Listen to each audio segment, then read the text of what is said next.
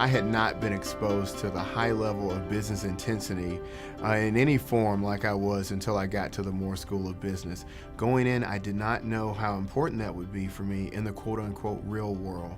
Having come over from the law school, where each experience was really individually led, the Moore School kind of opened it up and made it collaborative and team-driven. I think that the collection of all of the professors and the students stand out the most. USC has the ability to attract some of the world's best professors, people that have come from a variety of industries. For me, I had a very, very high interest in labor, and my labor professor was one of the best in his field, and I ended up going and working in labor relations for many years. One thing that I've always followed is advice that both my great-grandmother and my mother have told me since I was a small child. It is, no matter what others do, you do right, with the emphasis on you.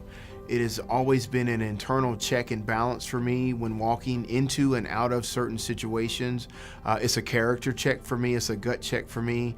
I think in this day and age, when we look at the integrity and the character of corporate executives and leaders, it helps me take stock in what I do on a daily basis to make sure that I'm setting a great example for myself and for others, especially when we talk about mentoring and setting a great example in the community. One of the things that comes to mind when you think about how I can take what I've learned in corporate America and apply it in my personal life is through the mentoring that I do through Big Brothers Big Sisters America.